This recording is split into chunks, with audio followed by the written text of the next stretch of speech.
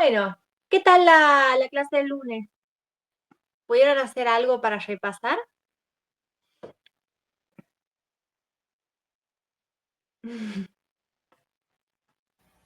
Yo la verdad que no. El lunes que viene tengo dos parciales el mismo día y nada, estoy con eso, la verdad. Así que yo ya sabía que esta semana que antes de rendir me iba a atrasar, seguro. Está bien, de todas formas ya estar conscientes y presentes en la clase ya algo les va decantando, así que está bien que aprovechen las clases y sigan enfocando en eso. De una, May. Genial. ¿Y parciales de qué tenés, Anto? El último parcial de inmuno y microbiología. Ah, de una. Vos debes estar cursando con este Cata Grandioli, creo que es el apellido de la Cata. Sí, y está en mi comisión de Grandia. laboratorio, me parece. Sí, sí, Ajá. porque coincidimos por el apellido. De una, mira vos. Sí, ellas también me contaban que estaban a full con eso. Bueno, ustedes aprovechen la clase. Nos toca ahora digestivo tubular, que realmente es muy lindo y es muy fácil, eso es lo más lindo. Ustedes ya saben que el aparato digestivo es el aparato encargado de incorporar todos los nutrientes a partir de los alimentos que consumimos y eliminar los desechos, lo que no se absorbe. Al aparato digestivo lo dividimos en tubo digestivo por un lado y órganos asociados por el otro. El tubo digestivo son embriológicamente todos los órganos que realmente derivan de una misma estructura tubular. Son la cavidad bucal, la faringe, el esófago, el estómago y los intestinos, delgado y grueso. Ellos derivan del mismo tubo digestivo y se fueron desarrollando para cumplir una determinada función. Por ejemplo, el esófago de transportar el alimento, el estómago de digerirlo y los intestinos de absorberlo. Y los órganos asociados son las glándulas anexas que vamos a ver en la próxima clase. Capaz que mejor ponerlo acá. Las glándulas anexas a este aparato digestivo son el hígado, el páncreas y las glándulas salivales. Esas sí las vemos en la próxima clase. No vemos otros órganos asociados como la lengua, los dientes y la vesícula biliar. Esto no es tan importante de saber porque nosotros estudiamos el origen embriológico de los tejidos básicos y de ahí deducimos, sabiendo la composición de un órgano, de qué capas embriológicas puede derivar según qué tejidos básicos tiene. Pero como lo aclaraban, bueno, no está de más mencionarlo en el tubo digestivo. Deriva de las 3 capas embrionarias, ¿por qué?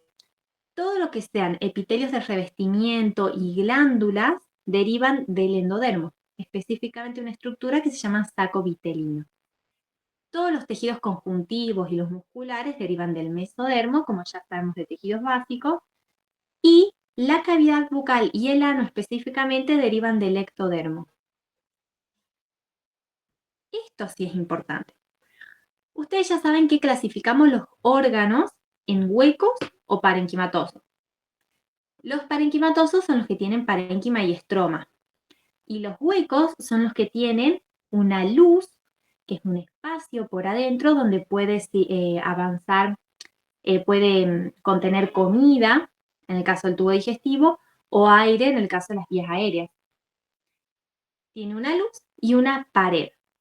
Esa pared está formada por 4 capas en el caso del tubo digestivo, o sea, esófago, estómago, intestino delgado e intestino grueso.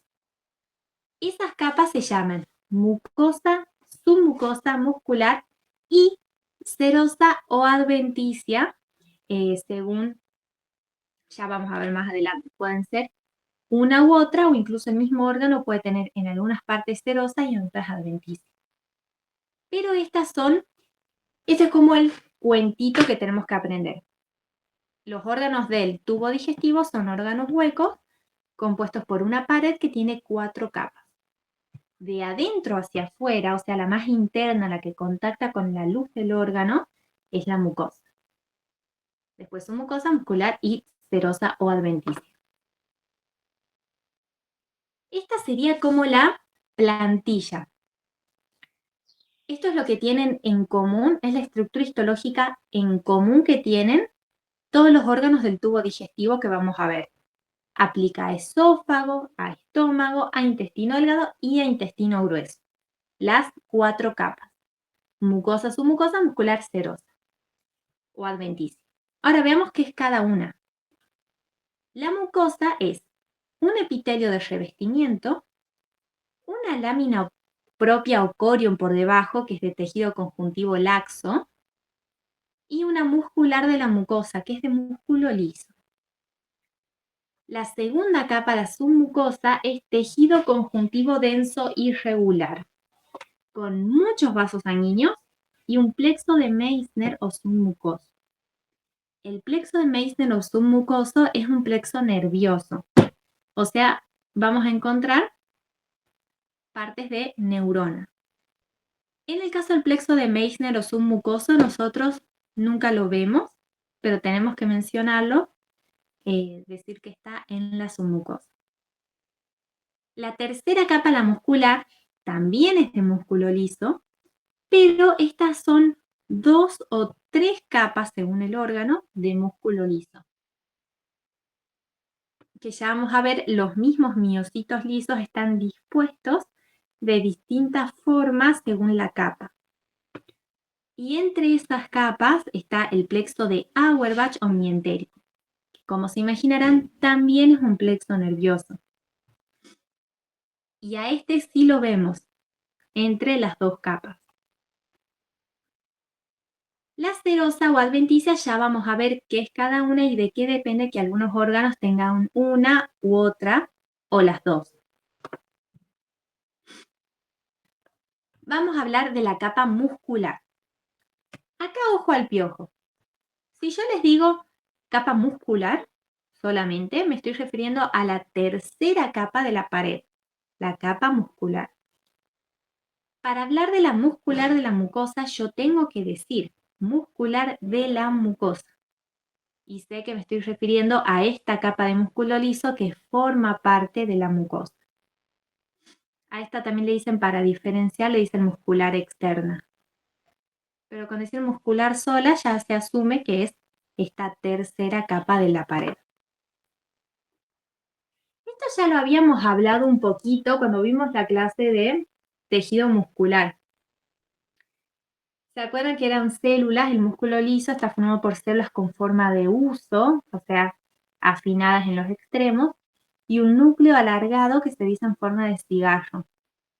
Bueno, pasa en las vísceras, por ejemplo acá del tubo digestivo, que los miocitos lisos en una capa están dispuestos alrededor de la luz y en la otra capa están dispuestos a lo largo del eje de ese órgano.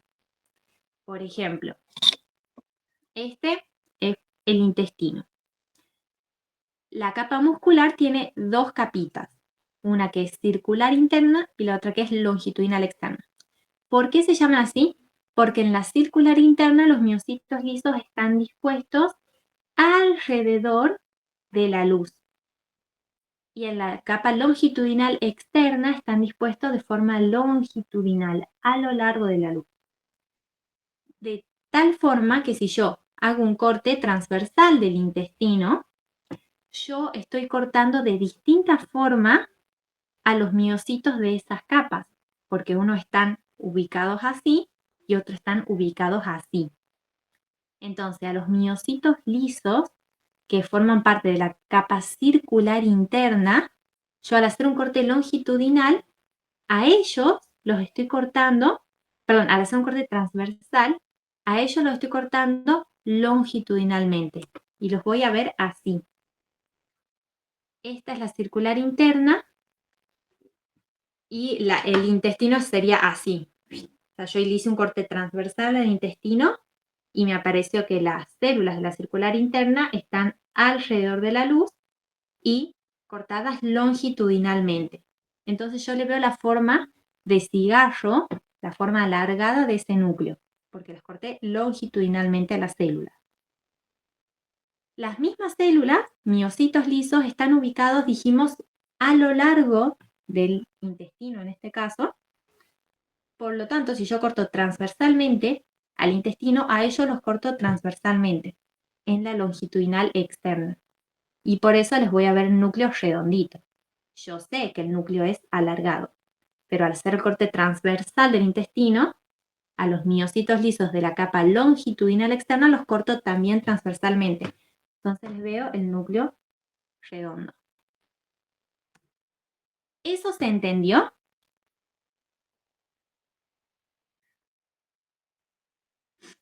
Sí, se entendió. Buenísimo. Acá lo que hay que diferenciar es la disposición de las células en la capa circular interna y longitudinal externa, y por lo tanto, al hacer un corte transversal del órgano, de qué manera corto esas células. Y por lo tanto, cómo voy a ver el núcleo. Porque al fin y al cabo, la forma del núcleo es lo que a mí me va a indicar cómo se cortó la célula y por lo tanto, cómo está ubicada. Acá yo los corté longitudinalmente, por eso veo el núcleo alargado, y acá los corté transversalmente, por eso veo el núcleo redondito. Bueno, estas son las famosas dos capas, circular interna y longitudinal externa, que forman la capa muscular, la tercera de la pared de estos órganos. Y vean esta estructura entre las dos capas de la muscular. Este es un plexo de Auerbach. Hay muchas de estas estructuras entre las dos capas, circular interna y longitudinal externa. Y todas en conjunto forman el plexo mientérico o de Auerbach. En realidad son ganglios del parasimpático, que se acuerdan que estudiamos, están incluidos en la pared de los órganos. Por eso van a ver que hay somas neuronales. Pero no es tan importante saber ese dato de color. Bueno, ya vimos mucosa, submucosa, muscular, y ahora ¿de qué depende que haya serosa o adventicia? La serosa es un mesotelio con tejido conjuntivo laxo por debajo. Mesotelio, ustedes se acuerdan, es el epitelio plano simple que forma parte de la serosa. Y las serosas son, por ejemplo, la pleura, el peritoneo, el pericardio. Las serosas son como láminas que permiten que los órganos resbalen entre sí. Entonces, los órganos que están dentro de las cavidades siempre van a estar formando parte de su pared una serosa. Por ejemplo, el estómago, el intestino delgado, siempre su cuarta capa es una serosa, porque tienen que resbalar entre sí con los otros órganos de la cavidad. En cambio, los órganos, por ejemplo, la última parte del intestino grueso, que ya está entrando, está en la cavidad pélvica y ahí se está relacionando con otras estructuras, ahí ese órgano necesita una adventicia, o sea, solamente tejido conjuntivo laxo que haga todo lo contrario que la serosa. Tejido conjuntivo laxo que lo adhiera a las estructuras vecinas. Entonces, dentro de la cavidad, serosas porque tienen que resbalar entre sí. Fuera de las cavidades, por ejemplo, los órganos de la cavidad pélvica, que ahí no hay serosas, están todos unidos entre sí, ahí necesitan adventicia.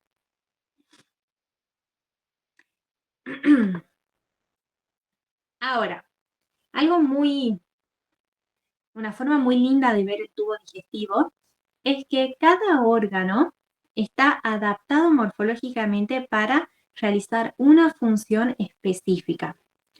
El esófago está adaptado para transportar alimentos.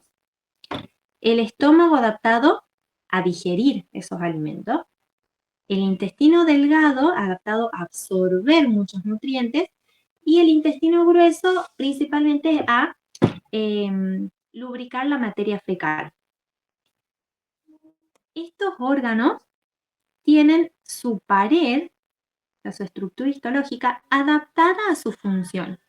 Y principalmente la mucosa, o sea, de las 4 capas, mucosa, submucosa, muscular y serosa o adventicia, la mucosa, la primera, es la que está más adaptada según la función que tenga el órgano.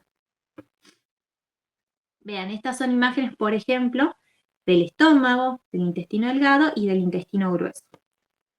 Esta es la mucosa del estómago, esta es la mucosa del intestino delgado y esta es la mucosa del intestino grueso. Son muy distintas. Todas respetan que tienen 3 capas: epitelio revestimiento, lámina propia y muscular a la mucosa.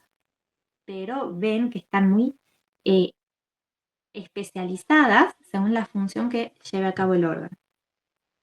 Y debajo, su mucosa muscular serosa, su mucosa muscular serosa y su mucosa muscular serosa adventicia.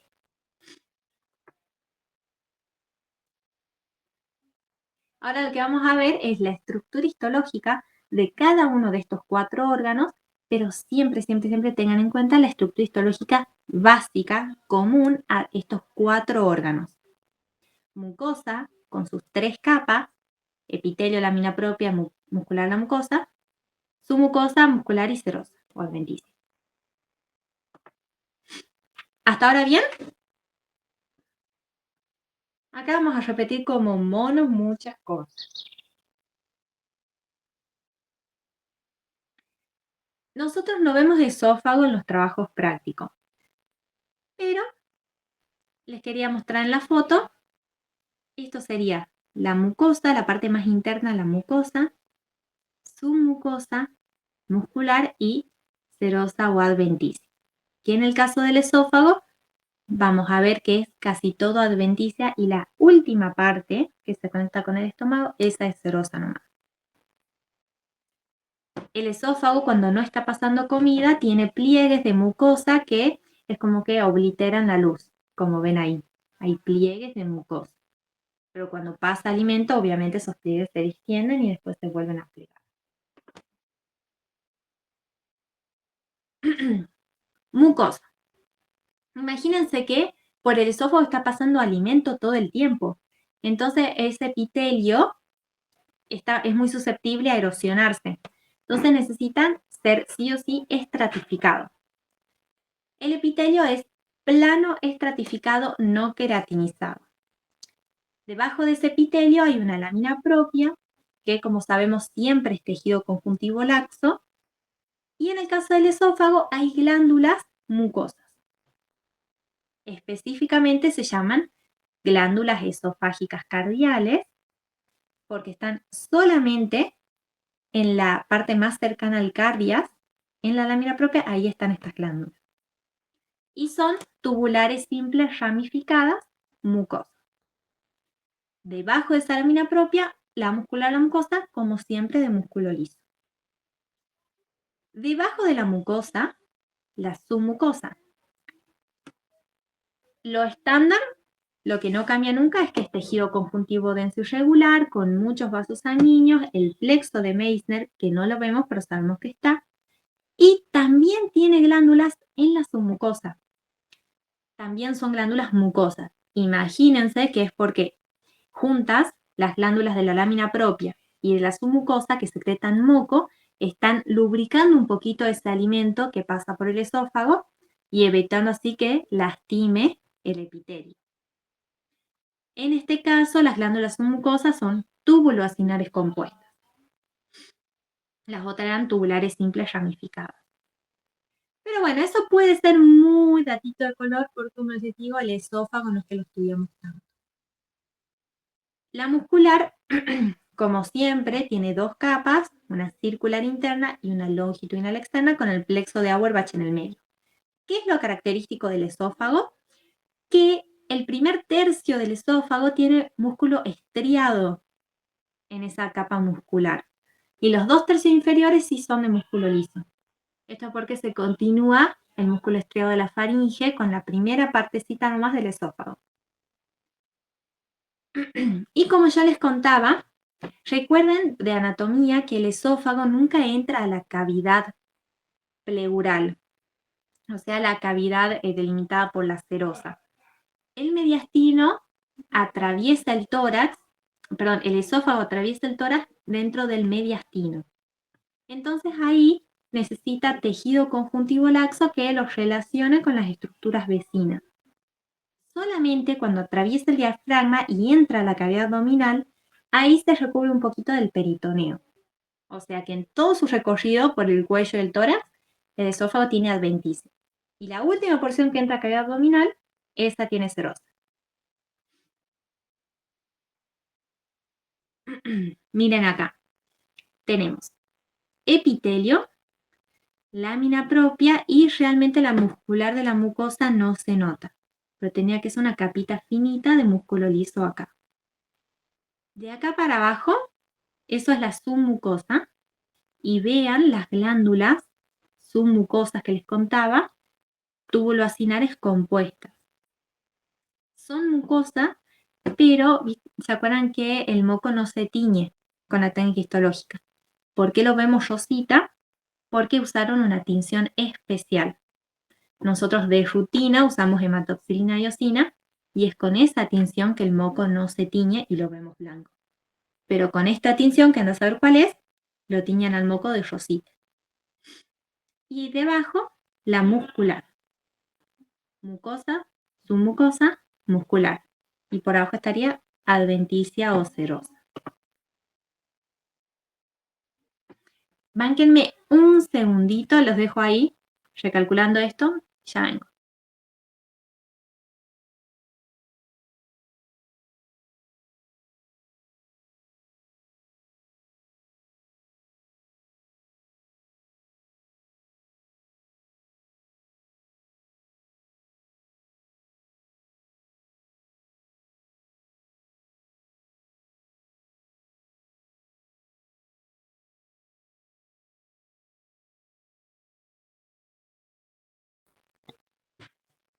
Bueno, dudas de esófago, ven que se respeta la misma estructura básica, la misma estructura histológica, pero tiene sus particularidades. Ahora, estómago sí es muy, muy importante. Dijimos que la función es digerir los alimentos. ¿Cómo lo hace? A partir de el jugo gástrico. El jugo gástrico, esta secreción del estómago, contiene principalmente pepsinógeno, que es la enzima, y ácido clorhídrico. ¿Por qué? Porque el ácido clorhídrico es el que va a bajar el pH y activa a esa enzima, el pepsinógeno a pepsina. Macroscópicamente presenta estos pliegues longitudinales, porque están a lo largo del eje del órgano, que a nivel histológico son de mucosa y submucosa. Miren acá.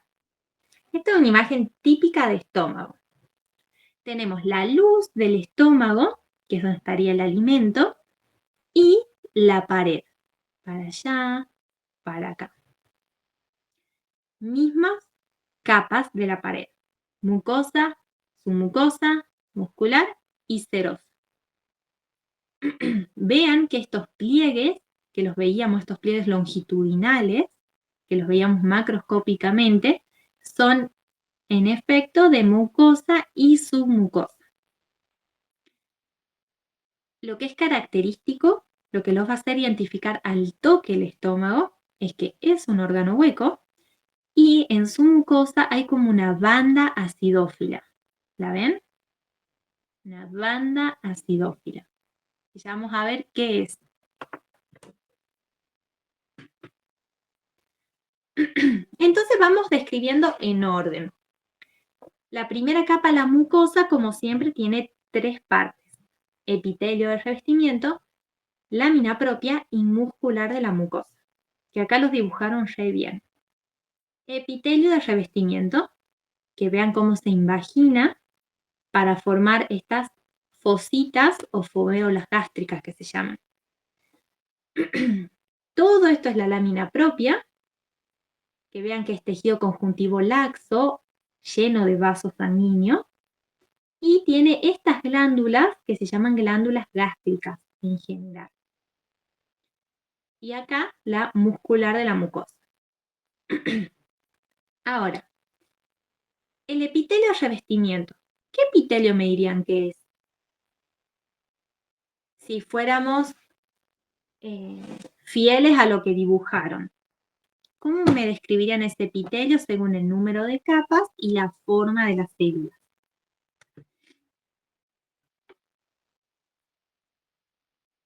¿Qué dicen ustedes? ¿Simple cúbico? Ajá, sí, acá lo dibujaron medio cúbico, acá lo dibujaron mal, acá lo empezaron a dibujar mejor, es cilíndrico. Muy bien, cilíndrico simple. Es el epitelio revestimiento del estómago. Cada una de esas células se llama célula mucosa de superficie, porque secreta moco.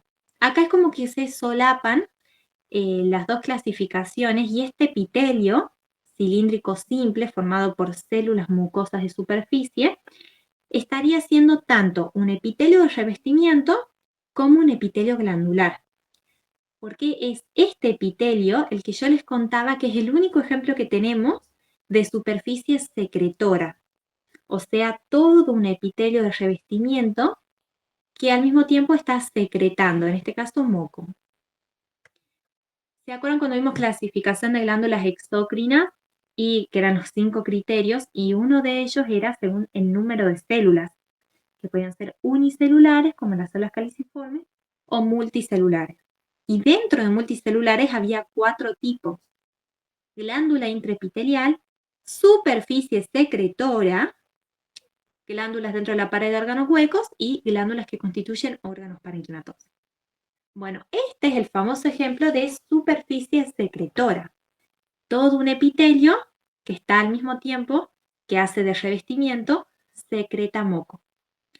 ¿Con qué objetivo?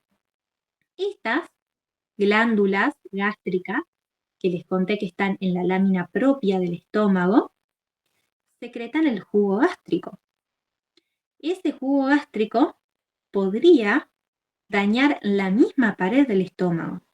Entonces el estómago se las ingenió y dijo, ok, voy a hacer una capa de moco gruesa acá arriba del epitelio para que el jugo gástrico se secrete a través de él y ya no pueda penetrar a la pared. Esa será la función del epitelio de revestimiento formado por estas células mucosas de superficie. Ahora, estas fositas o foveolas gástricas, que son invaginaciones de ese epitelio, ¿para qué sirven? Son el lugar donde desembocan las glándulas gástricas. Eso es todo epitelio de revestimiento. ¿Qué tipo de epitelio es? Y la característica de que es al mismo tiempo de revestimiento y secretor. Es una superficie secretora.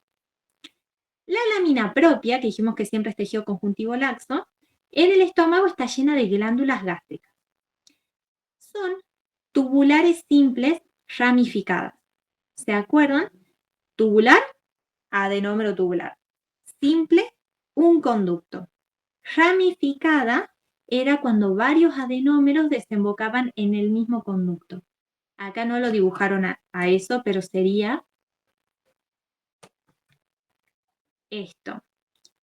Acá tenemos 2 adenómeros que están desembocando en el mismo conducto.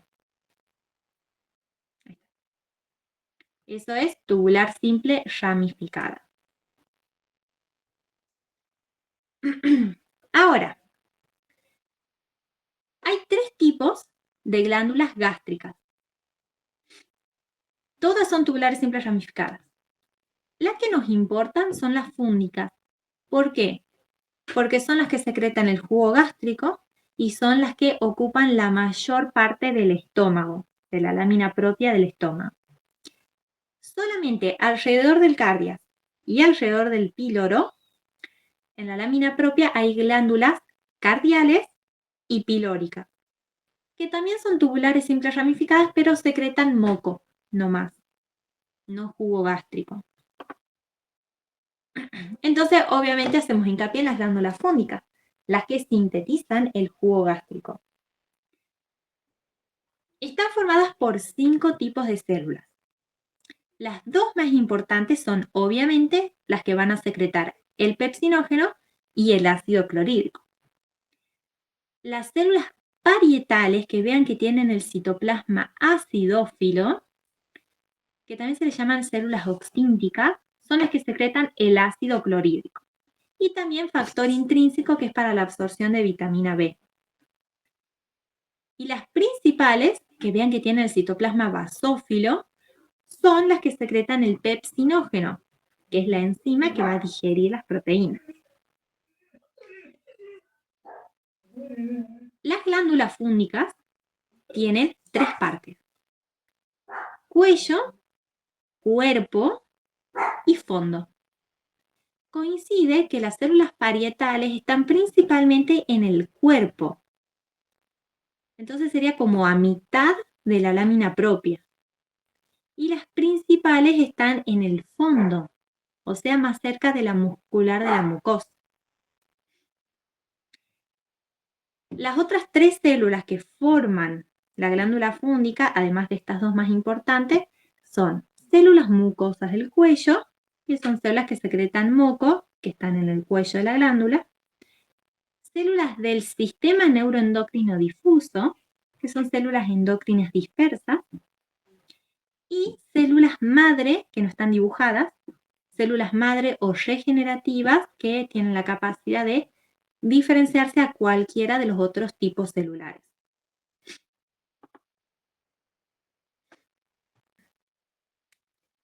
Esta es una imagen de internet, pero me encantó que se ve muy bien la tinción acidófila a la altura de los cuerpos de las glándulas fúngicas. Sabemos que la mucosa, que es de acá hasta acá, tiene las 3 capas: epitelio de revestimiento, lámina propia, todo esto, y muscular de la mucosa. Esta lámina propia está tejido conjuntivo laxo lleno de estas glándulas fúngicas. Y dijimos que las células parietales u oxínticas, las que secretaban ácido clorhídrico, estaban a la altura de los cuerpos de las glándulas fúngicas. Y las principales estaban, las que tienen citoplasma basófilo, que secretaban pepsinógenos, estaban a la altura del fondo de las glándulas. Entonces, más cerca de la muscular de la mucosa. Acá se nota cómo el epitelio de revestimiento se invagina formando estas fositas o foveolas gástricas. Pero realmente yo nunca lo había visto así. Estas son imágenes de la cátedra. Que vean que no se ven las fositas o foveolas gástricas, no se ve que el epitelio de revestimiento se invagine para formar esas fositas o foveolas gástricas, que es donde desembocan estas glándulas fúngicas. Pero bueno, sabemos que está. Como les digo, lo que les va a evidenciar que están en un corte de estómago es esta tinción acidófila intensa a la altura de la mitad de la mucosa, porque sería donde están los cuerpos de las glándulas fúngicas en la lámina propia. Y no se ve tan bien, pero acá tendría que haber una banda basófila, porque es donde están las principales en el fondo de la glándula. Se tendría que ver medio así. Pero ustedes saben que la tinción, la intensidad de las tinciones varía según si el colorante que usaron era nuevo o era más viejo, cuánto tiempo lo dejaron. Entonces, esta tinción está perfectita y nosotros en un corte quizás no lo vemos tan evidente a la parte de células principales.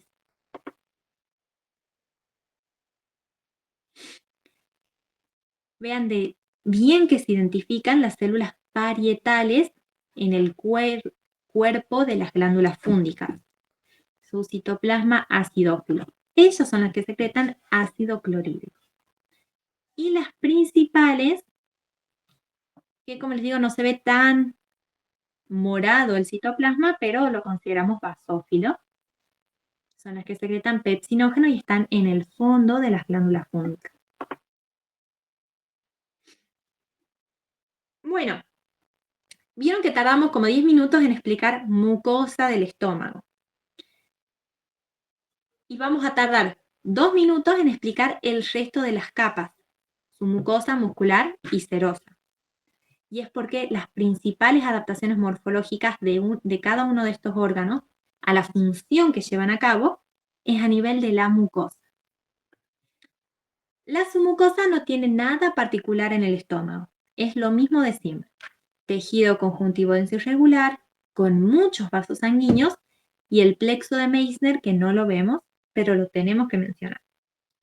Vean el tamaño de estos vasos sanguíneos. Si bien está obliterado el vaso sanguíneo, parece una arteria porque miren el grosor de la pared. Esta sería la luz donde hay un poquito de sangre. Y esta de acá parece una vena porque vean lo delgadita que es la pared. Y estos son glóbulos rojos, es sangre dentro de esa vena. Esto es la muscular de la mucosa. Y este es el fondo de las glándulas fúngicas. De acá para arriba es mucosa. Y la submucosa siempre la van a ver blanca. ¿Vieron como veíamos los tabiques de los órganos parenquimatosos, que eran como espacios blancos? Es lo mismo de siempre, el tejido conjuntivo por ahí es como que se separa cuando se hace la técnica histológica. La muscular sí tiene algo particular. En el estómago hay 3 capas. Está la circular de siempre y está la longitudinal de siempre. Pero hay una oblicua que es más profunda.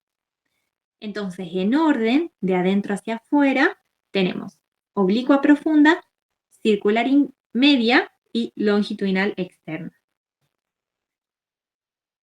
Pero no se suelen ver bien, nunca se agarra bien la capa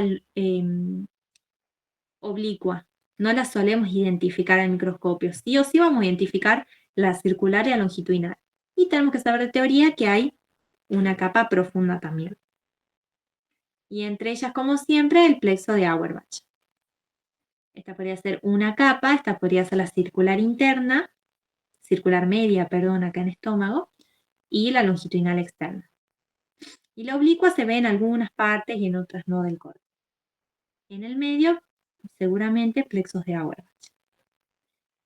Y la cuarta capa, en el caso del estómago, que está dentro de la cavidad abdominal y tiene que resbalar con el hígado, con los intestinos, con el vaso, con todo el mundo, obviamente tiene una serosa, que es como siempre mesotelio y tejido conjuntivo laxo.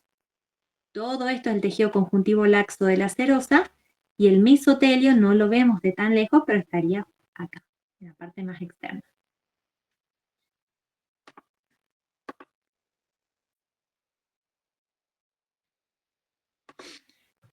Bueno, intestino delgado. Vamos con el tiempo.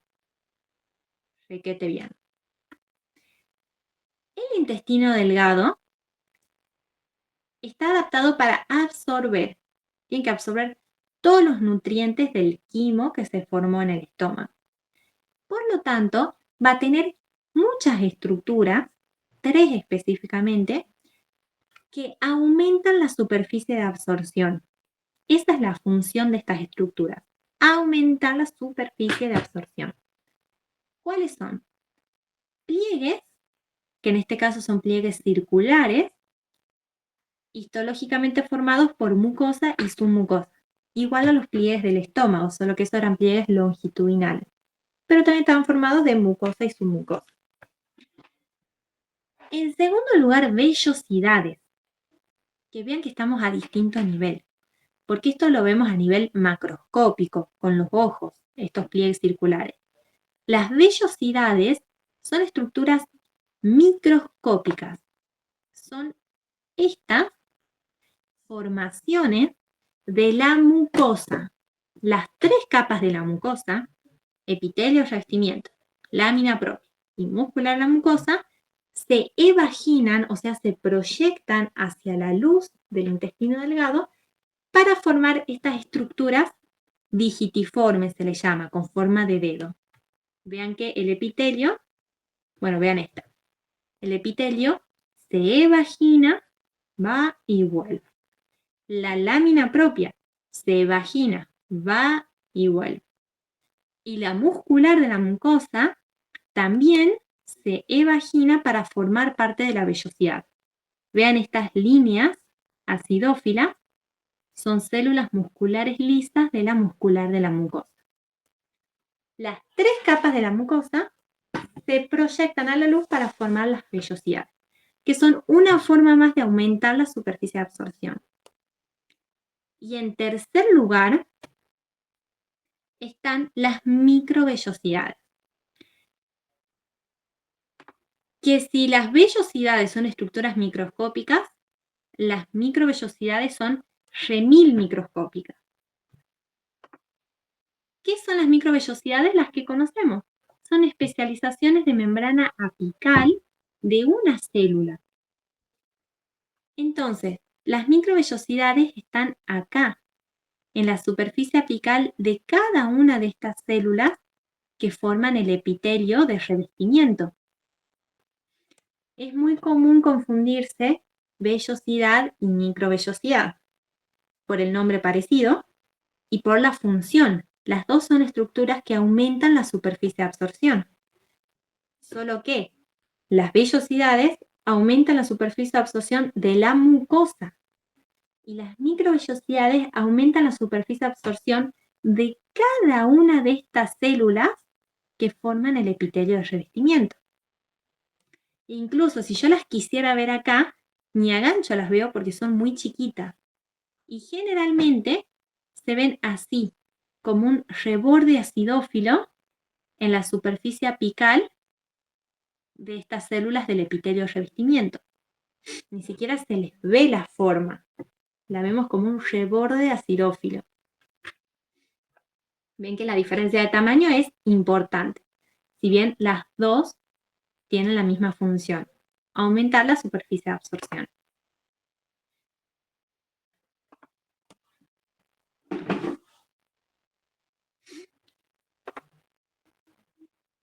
Las vellosidades en el centro, ya conocemos los componentes de una vellosidad. Son las 3 capas de la mucosa. Epitelio de revestimiento, lámina propia, tejido conjuntivo laxo, y la muscular de la mucosa, que son estas células musculares lisas que se proyectan al interior de la vellosidad. En el centro de la vellosidad hay un vaso linfático que se llama vaso quilífero central. Y esto es porque algunos de los nutrientes que se absorben pasan a la sangre, a los vasos sanguíneos de este tejido conjuntivo laxo. Pero otros nutrientes, por ejemplo los lípidos, se absorben y pasan a este vaso quilífero central, pasan a la linfa. Esa sería la función del vaso quilífero central, absorber alguno de los nutrientes del intestino.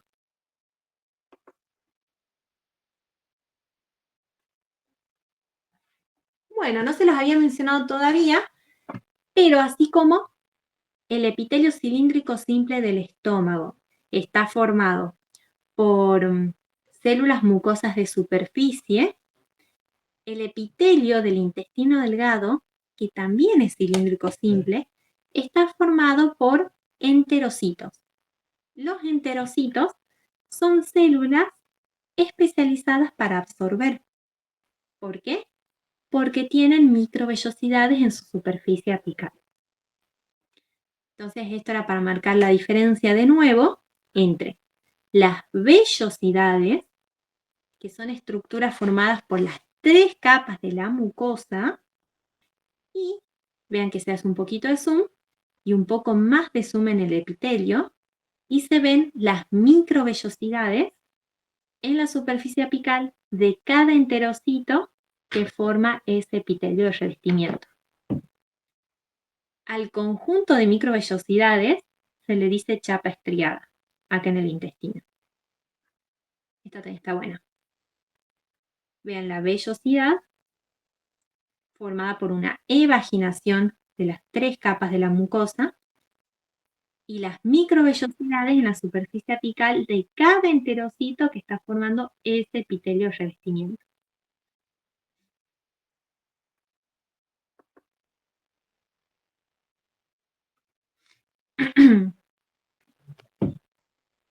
¿Quieren que hagamos Estamos súper bien con el tiempo. Hacemos 5 minutitos de descanso y seguimos. Dale, Fer. Aquí. Bien. Vemos que acá empieza como a evaginarse el epitelio. Llega hasta la punta, va y vuelve. En el medio queda toda la lámina propia, que también se vaginó, y la muscular, la mucosa, que también se vaginó. Y esos circulitos que ven ahí, como metidos entre los enterocitos, porque este es el epitelio cilíndrico simple formado por enterocitos. Y estos son linfocitos que se llaman linfocitos intraepiteliales porque es como que se meten en el medio de los enterocitos para censar que no esté pasando ninguna bacteria, ningún virus. Imagínense la cantidad de bacterias, virus, etcétera, que nos puede entrar por lo que sea que comemos. Y como ya habrán notado, no sé si se dieron cuenta, también hay intercalados en ese epitelio que pueden ser esos globitos blancos.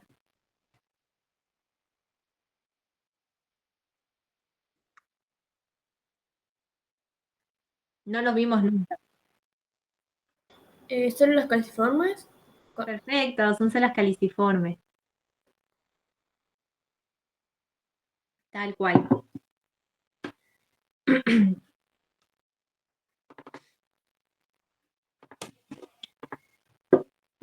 Bueno, vean también, esta imagen está buena. Acá el epitelio hace dos cosas. El epitelio se evagina para formar parte de la vellosidad junto con las otras dos capas de la mucosa y se invagina a la lámina propia para formar unas glándulas tubulares simples que se llaman criptas de Lieberkühn, que como ven son cortitas. Son cortitas y pocas. Ahora, habiendo visto todas las imágenes, vamos a organizar todo este conocimiento en decir cuál es la estructura histológica de la mucosa del intestino delgado. Epitelio de revestimiento, lámina propia, muscular de la mucosa. ¿Cuál es el epitelio de revestimiento del intestino?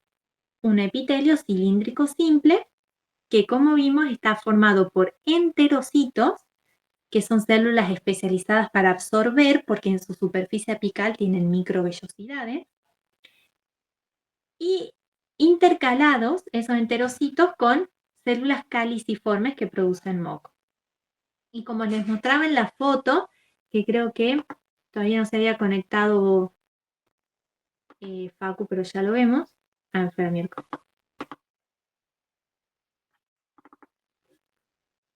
Ahí. También hay linfocitos intraepiteliales, que son esos circulitos basófilos intensos que están entre los enterocitos y las células caliciformes de ese epitelio. Y se meten, son linfocitos intraepiteliales, ellos están en la lámina propia y se meten en los enterocitos para censar que no esté pasando ninguna bacteria o ningún virus. Esto blanco que ven es la luz del intestino, es donde habría comida.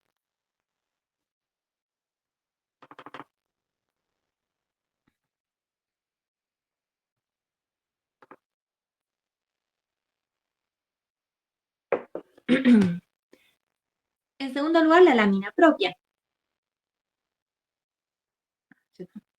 La lámina propia, como siempre, tejido conjuntivo laxo, que tiene también glándulas tubulares simples que se llaman criptas de Lieberkühn. Y al igual, la lámina propia, al igual que el epitelio, al igual que la muscular mucosa, se proyectan hacia la luz para formar las vellosidades. En este tejido conjuntivo laxo de la lámina propia, es que podemos encontrar, ¿se acuerdan del MALT? Tejido linfático asociado a mucosa, que siempre era en la lámina propia de la mucosa, que yo les contaba, ya vamos a aprender más adelante qué es la lámina propia de la capa mucosa de un órgano hueco. Bueno, esta es la famosa lámina propia, es el tejido conjuntivo laxo que se encuentra entre el epitelio y la muscular de la mucosa. Y acá es que podemos encontrar ya sea células linfáticas dispersas, linfocitos u otras células de la defensa dispersas o nódulos linfáticos. Y eso en conjunto se le llama tejido linfático asociado a mucosas o MALT. En el caso específico del intestino, le podemos decir tejido linfático asociado a intestino, que como intestino en inglés es gut, le decimos GALT. Pueden ser linfocitos que estén acá en la lámina propia, ya sea en la vellosidad o más abajo, o nódulos linfáticos que se formen acá en la lámina propia. Y la múscula de la mucosa no tiene nada de particular, solamente que como las otras dos capas de la mucosa se proyectan hacia la luz para formar las vellosidades, que eso no lo dibujaron acá. Bueno, vean cómo las criptas de Lieberkühn son tubulares simples y desembocan en la base de las vellosidades, decimos. En el intestino delgado las criptas de Lieberkühn no son tan importantes. Obviamente las tenemos que mencionar porque están, e incluso están formados por 5 tipos de células y las tenemos que saber. Vean acá, el epitelio cilíndrico simple con células caliciformes intercaladas y algunos linfocitos intraepiteliales. Acá lo mismo, epitelio cilíndrico simple, el que está formado por enterocitos y células caliciformes intercaladas. Acá ponele un linfocito intraepitelial.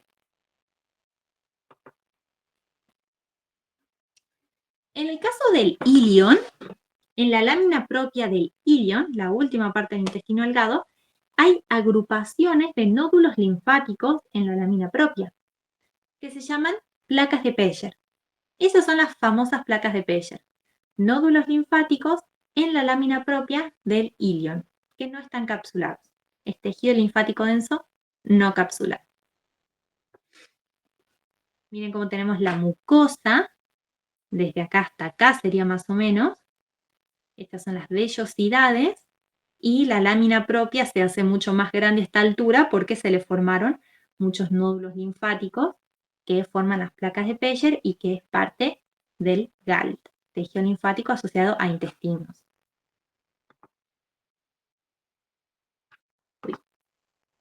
Bueno, las criptas de Lieberkühn, como ven, son estas glándulas tubulares simples que desembocan en la base de las vellosidades. Vean que son cortitas porque esta es la base de las vellosidades y esta ya es la muscular de la mucosa. Entonces, este espacio nomás de lámina propia está ocupado por estas criptas de Lieberkühn. Son cortitas. Están formadas por células caliciformes, enteroendocrinas, que son endócrinas, secretan hormonas. Regenerativas, que son células madres, que se pueden diferenciar a los otros tipos celulares, y células de Paneth y células M. Las células de Paneth a veces se las podría reconocer porque tienen un puntillado acidófilo en la superficie apical. Y esto es porque secretan enzimas asociadas con la defensa. Lisozima, una de esas que les suene, secretan enzimas relacionadas con la defensa. Y están siempre en el fondo de las criptas de Lieberkühn. Y las células M son enterocitos modificados, a estas no las identificamos ni a gancho, pero tenemos que saber que la función es traslocar antígenos. O sea, agarran algún antígeno que está en la luz del intestino y lo tiran a un nódulo linfático de la lámina propia.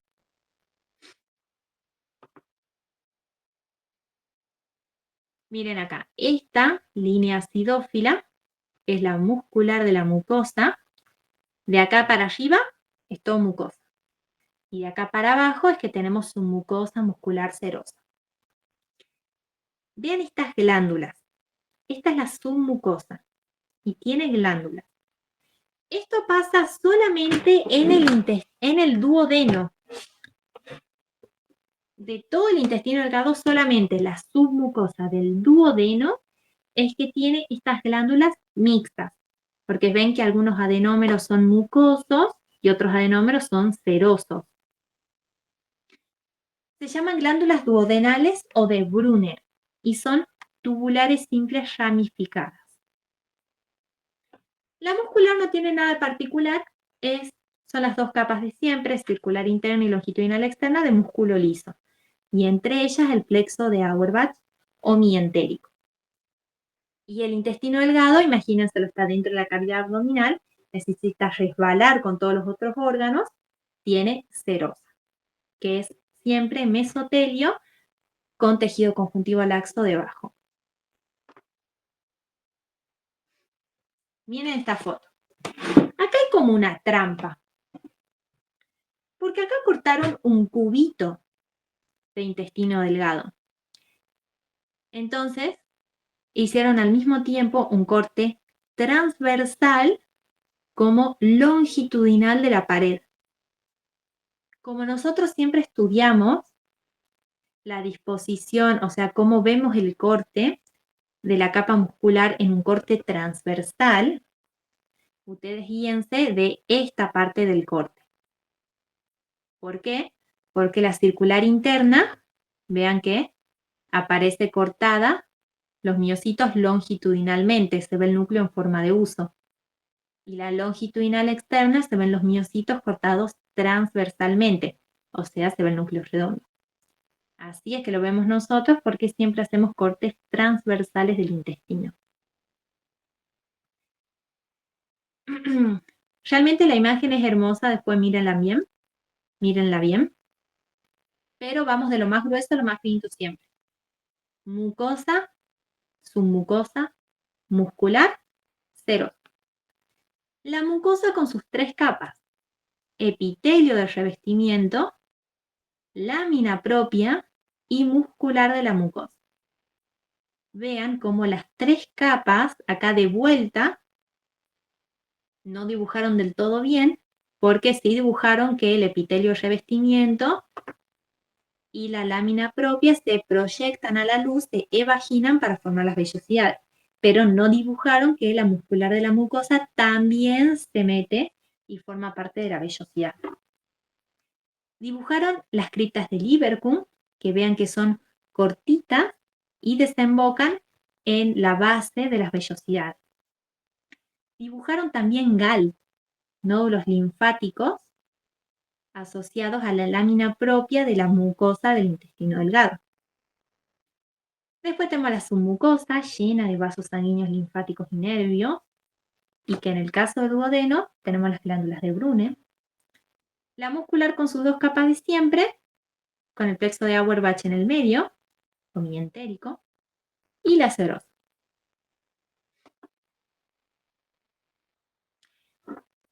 Bien, ¿dudas de intestino delgado?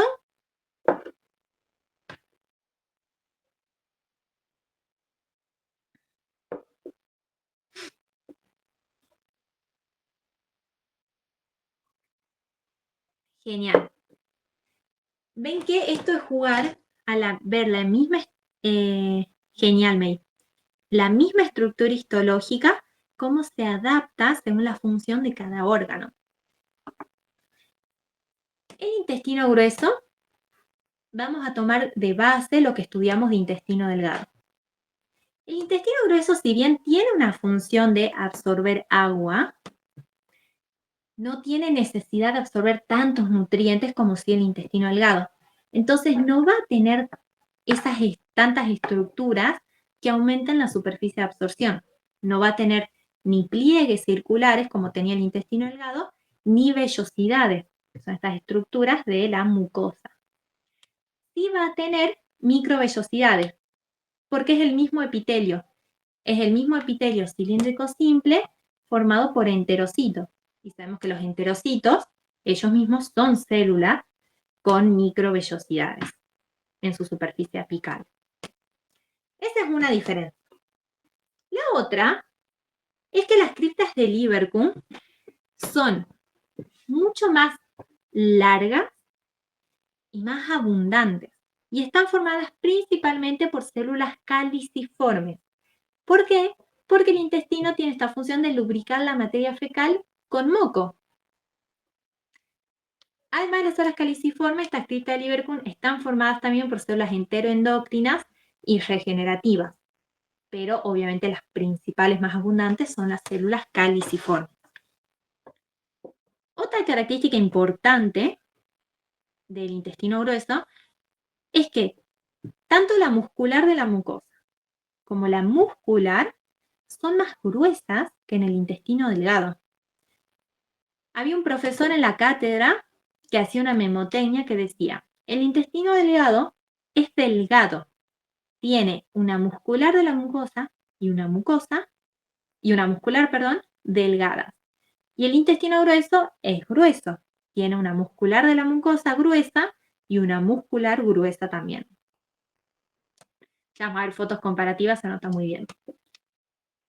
Otra característica especial es que la longitudinal externa de la capa muscular no es continua, sino que se agrupa en 3 bandas que se llaman tenias.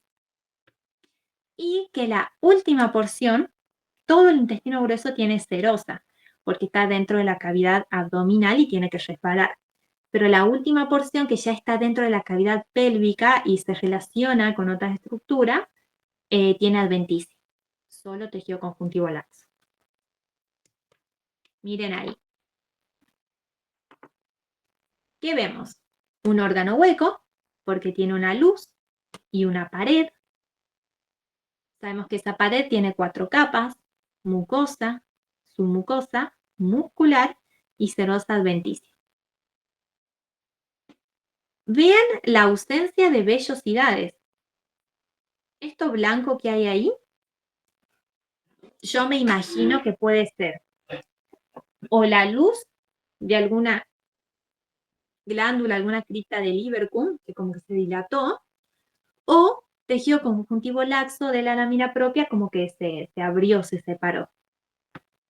Pero todo esto es lámina propia ocupada por criptas de Lieberkühn largas, abundantes y formadas principalmente por células caliciformes. Miren esto. Epitelio de revestimiento, cilíndrico simple.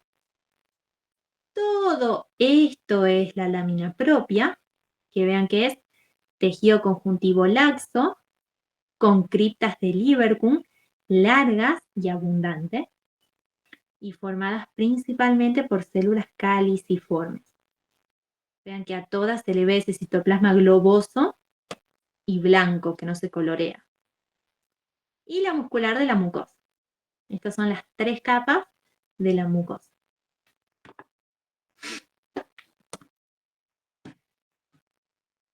Este está bueno. Miren esta imagen. Esta es la muscular de la mucosa. O sea, de acá para arriba es mucosa. De acá para abajo, submucosa. Vean que es duodeno porque hay glándulas, las glándulas de Brunner, en la submucosa. Entonces es un corte de duodeno. Pero lo que quiero mostrar es esto. Vean que sí es un espacio entre 2 vellosidades. También. Esto blanquito es un espacio entre 2 vellosidades. Llega hasta acá. O sea, la base de las vellosidades es esta. Si esta es la base de las vellosidades y esta es la muscular de la mucosa, vean de cortitas que son las criptas de Lieberkühn en el intestino delgado. Comparado con el intestino grueso, que van desde lo más arriba de la lámina propia hasta la muscular de la mucosa. Las criptas de Lieberkühn se extienden a lo largo de toda la lámina propia, que va del epitelio de revestimiento a la muscular de la mucosa. ¿Ven la diferencia de largo? Y tenemos la muscular de la mucosa, que como ven es mucho más gruesa. Acá es esta línea gruesa acidófila y acá era esta liñita finita. La submucosa, que no tiene nada particular, la muscular y la serosa, excepto la última parte que se hace adventicia. Esto clarito que ven acá, como una burbuja, eso es una parte del plexo de Auerbach. Y ven que siempre está entre la circular interna y la longitudinal externa.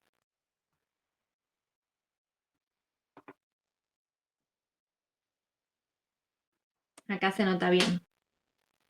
Vean, la capa muscular del intestino delgado, circular interna longitudinal externa. Y en el intestino grueso, todo esto es la circular interna y todo esto es la longitudinal externa. En el medio, siempre los plexos de Auerbach. Las dos imágenes están en el mismo aumento. Entonces, fíjense la diferencia de tamaño entre la capa muscular del intestino delgado y la capa muscular del intestino grueso. Entonces, si quisiéramos describir de pe a pa la estructura histológica del intestino grueso, decimos, ok, órgano hueco, pared formada por 4 capas, mucosa, submucosa, muscular, serosa y adventicia. La mucosa tiene un epitelio cilíndrico simple, que ya sabemos está formado por enterocitos que tienen microvellosidades en su superficie apical y células caliciformes intercaladas. Debajo una lámina propia, que es tejido conjuntivo laxo, lleno de criptas de Lieberkühn, que son glándulas tubulares simples, largas y muy abundantes, y principalmente formadas por células caliciformes que secretan moco. En ese tejido conjuntivo laxo puede haber GALT, como siempre, tejido linfático asociado al intestino, que pueden ser o células dispersas o nódulos linfáticos. Y debajo de la lámina propia, músculo muscular de la mucosa, que es el músculo liso. La submucosa no tiene nada de particular, es lo mismo de siempre, tejido conjuntivo denso irregular con muchos vasos sanguíneos y el plexo de Meissner. La muscular, que tampoco tiene nada particular, excepto ese detalle de que la longitudinal externa no es continua, sino que está agrupada en 3 bandas que se llaman tenias. Y serosa, en casi todo el intestino grueso, excepto la última parte, que es adventicia porque está en la cavidad pélvica.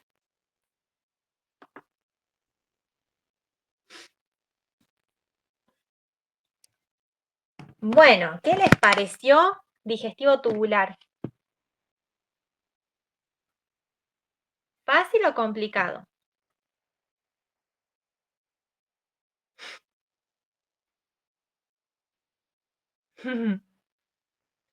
Fácil. Mirá vos, muchos me dicen eso, pero saben que era de los temas que a mí más me costaba como hacerme a la idea. Me alegro mucho. Les recomendaba a las chicas porque justo el otro grupo, ustedes avanzan de a 3 clases y el otro grupo avanza de a 2 clases. Y justo esta última semana como que están coincidiendo, como que se alinearon. Y esta mañana las chicas me decían, comparten muchas cosas, tal cual. Yo les contaba a las chicas que podían jugar, cuando quieran practicar este tema, de dibujar como la estructura básica y dibujar uno al lado del otro, en la misma estructura básica, cómo se van modificando, principalmente la mucosa, según el órgano. Como quien practica de forma un poco más divertida.